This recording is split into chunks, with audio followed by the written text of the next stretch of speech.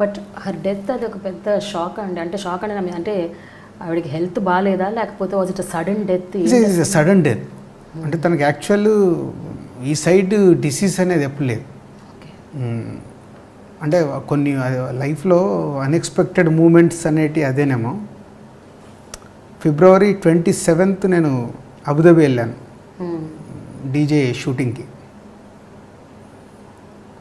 అక్కడ 4th నుంచి song start అవుతుందని ఎందుకో నేను అక్కడి నుంచి అంటే యూఎస్ వెళ్ళిపోవాలి 11th.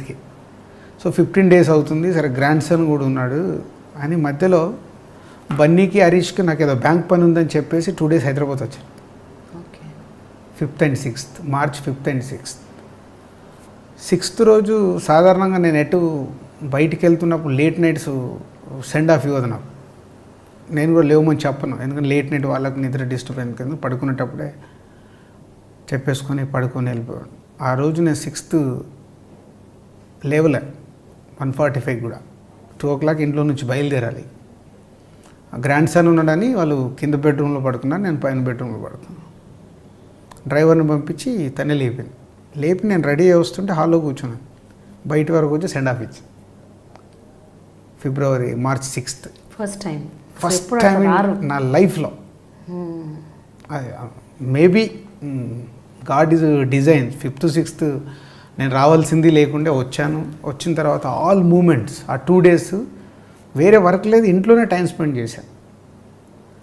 6th రోజు ఈవినింగ్ గ్రాండ్ సన్ని తీసుకొని మేము ఇద్దరం కార్లో వెళ్ళాం. అలా వెళ్దాం రౌండ్ అని. నేను ఇంటికి రాగానే వాడు బయట ఆడుతున్నాడు, తీసుకొని వెళ్ళాం. సో 6th వెళ్ళిన తర్వాత 10th అబుదాబిలో నేను ఫ్లైట్ తీసుకునే ముందు కూడా ఫోన్ చేసి మాట్లాడాను. ల్యాండ్ అయ్యాక ఆ రోజు 11th ఇన్సిడెంట్ జరిగిన రోజు మార్నింగ్ 7 o'clock నేను ఫోన్ మాట్లాడాను అక్కడ దిగాను. ఇండియన్ టైం 6:55 వచ్చాక తన ఫోన్ ఇప్పుడు అలాగే పెట్టుకున్నాను తన ఫోన్. సో March 11th నా కాల్, తర్వాత నా డాటర్ కాల్, ఆ 2 కాల్స్ ఉన్నాయి ఆ రోజు. తర్వాత ఏ కాల్స్ అన్ని మిస్డ్ కాల్స్ ఉన్నాయి. సో షీజ్ వాట్ హ్యాపెండ్ ఆ రోజు 11th రోజు తను 10th రోజు ఇంట్లో గెట్ టుగెదర్ పెట్టుకుందంట వాళ్ళ మామయ్యలు వాళ్ళందరినీ పిలుచుకొని. షీజ్ 11th చిన్న లూజ్ మోషన్ స్టార్ట్ అయితే రెగ్యులర్గా తనకు కొంచెం టెన్షన్ పడే మనస్తత్వం, దానివల్ల అవుతున్నాయేమో అనుకుంటే కొన్ని మోషన్స్ ఎక్కుంటే అవి మెడిసిన్ ఇచ్చారు. 11 o'clock మై సన్నీలా కూడా వచ్చేసి హాస్పిటల్కి వెళ్దామంటే అప్పుడు ఫ్రెష్ అప్ అయ్యి కొంచెం లిక్విడ్స్ అవి తీసుకొని కొంచెం నార్మల్గానే వీళ్ళు రిలాక్స్ అయిపోయారు. నార్మల్ అయిపోయింది, తగ్గిపోయింది. మా గ్రాండ్ సన్తో మళ్ళీ కూర్చోబెట్టుకొని ఆడుకుంది 1 hour 11:30 to 12:30. తర్వాత పడుకుంటానని తిని కిచిడి లాంటిది కూడా వాళ్ళ మదర్ ఫాదర్ కూడా అంతకుముందు రోజే వచ్చారు. ఆ డిన్నర్ ఉందంటే వాళ్ళు కూడా వచ్చారు. So everyone at home except me. So 3 o'clock వాష్రూమ్కి వెళ్ళేసి వచ్చి సడన్గా కొలాప్స్. సో అప్పటికి వీళ్ళకి డౌట్ వచ్చి టక్గా హాస్పిటల్ తీసుకురా. కానీ లూజ్ మోషన్స్ వల్ల మేబీ డిహైడ్రేషన్ అయ్యి షీజ్ హార్ట్ కార్డియాక్ అరెస్ట్.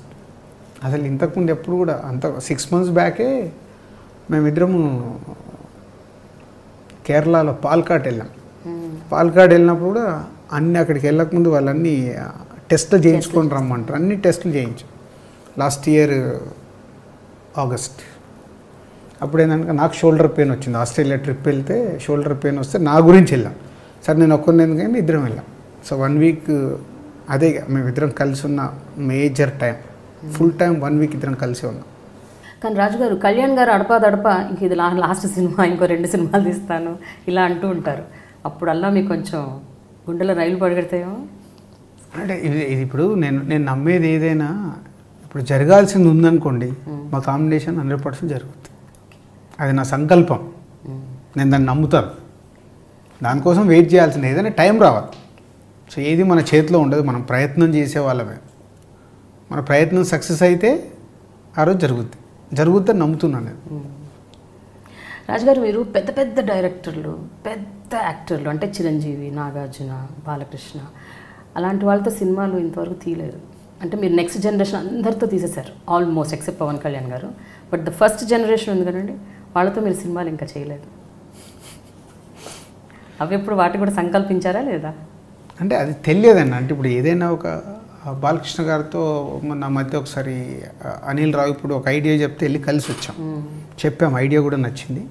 పోతే బాలకృష్ణ గారికి అప్పుడు 100th ఫిలిం చేయాలనే దాంట్లో ఈ లోపు అనిల్ రావు ఇప్పుడు మళ్ళీ ఇటు మాకు రాజా ది గ్రేట్ చేస్తుండడం. సో చెయ్యాలని ఉంటుంది. బట్ అది ఏదైనా నేను బిలీవ్ చేసేది వాళ్ళకి సరిపడే స్టోరీ ఉన్నప్పుడే వాళ్ళ దగ్గరికి వెళ్ళి సినిమా చేయాలని. ఏదో వాళ్ళ డేట్స్ వస్తాయి కదా నేను సినిమా చేయలేను, ఎప్పుడూ చేయలేను. సో నా దగ్గరకు వస్తున్న స్క్రిప్ట్లో వాళ్ళు కనిపించాలి. అరే ఇది వీళ్ళకి బాగుంటుందని అనిపిస్తే డెఫినెట్గా lucky is a God gift. అది ఎన్ని స్టార్ హీరోస్, పెద్ద హీరోస్, సీనియర్ హీరోస్ ఎవరి దగ్గరకైనా నేను అపాయింట్మెంట్ తీసుకొని వెళ్ళగలే స్వాతంత్రం నాకుంది. సో అది పెద్ద కథ ఉంటే నేను ఎనీ టైం వెళ్ళిపోవచ్చు. బట్ అదైతే ఉంటుంది చిరంజీవి గారితో, నాగార్జున గారితో ఎప్పటికైనా సినిమా మీ లిస్ట్లో, మీ విష్ లిస్ట్లో. మరి పెద్ద పెద్ద డైరెక్టర్ల సంగతి ఏంటి? వినాయక్ గారితో తప్ప ఆ తర్వాత మళ్ళీ మీరు ఎవరితోనూ పెద్ద డైరెక్టర్స్తో? పూరి జగన్నాథ్తో అనుకున్నాము, ట్రావెల్ చేసాం కానీ మెటరలైజ్ కాలేదు. సీను వైట్లాకి యాక్చువల్ తన ఆనందం సినిమా అప్పుడే నేను అడ్వాన్స్ ఇచ్చాను, అది మెటరలైజ్ అవ్వలేదు. ఈ జగడమ్ము సినిమా ఇందాక చెప్పినప్పుడు మ్యాచ్ కానప్పుడు రాజమౌళి గారి దగ్గరికి వెళ్ళి అడిగితే రాజమౌళి గారు ఒక మంచి మాట అన్నారు, మీరు ఇంతమంది కొత్త డైరెక్టర్లకి లైఫ్ ఇస్తున్నారు, నేను మీకు సినిమా చేస్తే అదొక సినిమా అవుద్ది, మీరు సినిమా చేస్తే ఒక డైరెక్టర్ పుడతాడు. అంటే ఎందుకో రాజమౌళి గారు ఆ మాట అన్న తర్వాత నేను అక్కడ నిజంగా నాకు ఒక ఇన్స్పిరేషన్ వర్డ్ అది. నిజమే కదా, ఫెయిల్యూర్ డైరెక్టర్స్ ఉన్నారు, సో వాళ్ళు స్ట్రగుల్లో ఉంటారు, సో సక్సెస్ సినిమా చేయాలి, రైట్ ప్లాట్ఫామ్ కావాలని. అండ్ కొత్త డైరెక్టర్లు ఉంటారు, వీళ్ళతో నేను ఎక్కువ ట్రావెల్ అవ్వడం వల్ల వాళ్ళకు సినిమా వస్తుంది. నేను పెద్ద డైరెక్టర్తో వెళ్ళి సినిమా తీయడం వల్ల ఒక సినిమా అవుతుంది. ఓకే. సో మొన్న ఈ మధ్య త్రివిక్రమ్ గారు కన్ఫర్మ్ చేసుకున్న ఒక ప్రాజెక్ట్ చేయాలి. ఎందుకంటే త్రివిక్రమ్ గారితో నేను ప్రొడ్యూసర్ కాకముందు తను రైటర్గా ఉన్నప్పుడు మేము క్లోజ్, అప్పటి నుంచి మా ఇద్దరి మధ్యలో ఒక మంచి ఫ్రెండ్షిప్ ఉంది. ఓకే. సో మొన్నే అనుకున్నాం. మీరు ఫ్యామిలీ ఎంటర్టైనర్స్, లవ్ స్టోరీస్ ఎక్కువ తీస్తున్నారు, మరి వేరే జానర్స్ ఏం ట్రై చేయరా? Horror, thriller? అంటే అదేనండి, నా బ్లడ్లో లేని నేను ప్రయత్నం చేయడం వేస్ట్. అంతేనా? నా బ్లడ్లో లేదు అది. ఓకే. లేని అనవసరంగా ఏదో. రాజుగారు ఓన్లీ ప్రేమను పంచుతారు అంతే, విశాలమైన హృదయం. హోల్ ఫ్యామిలీ వెళ్ళి మా సినిమాని ఎంజాయ్ చేయాలి. పోతే ఎప్పటికప్పుడు ట్రెండ్ని బట్టి ఫాలో అవుతూ షిఫ్ట్ అవుతూ ఉండాలి. నాకు మీ లైఫ్ సీక్రెట్ ఒకటి తెలుసండి, అది కరెక్ట్ కదా చెప్పండి. మీరు అద్భుతంగా పాటలు పాడతారని విన్నాను. అభినందన అనే ఒక సినిమా పాటల కాంపిటీషన్లో మీరు పార్టిసిపేట్ చేసి, అవునా? మరి మీరు ఒక పాట పాడితే అభినందన పాటే పాడండి. అప్పుడు పిల్లాని, అప్పుడు నా age is 19 years Anu, Abhinandana is 1989. So 19 complete అయ్యి 20 years నాకు. సో అప్పుడు ఒక ఎంతుజాదం, సో దాంతో ఆ సినిమా నాకు చాలా పిచ్చి. ఓకే.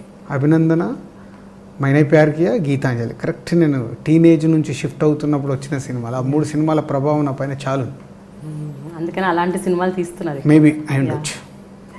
ఇది my best film sir. Okay. మరి ఒక్క 2 లైన్లు పాడండి. అసలు అంటే మీరు సింగింగ్ కాంపిటీషన్కి వెళ్ళారంటే I'm sure you must be a great singer. అది 30 years. ఏదైనా మామూలు పాడుకోవడం కాదు కదండి, కాంపిటీషన్కి వెళ్ళి పాడారు. ఒక్క 2 లైన్లు అయితే పాడాలి రాజుగారు, మీరు వదిలిపెట్టేదే లేదు. ఒక్క 2 లైన్లు మీరు పాడాల్సిందే. అప్పుడు పాడిన పాటనేనా? I'm just taking you to the memories.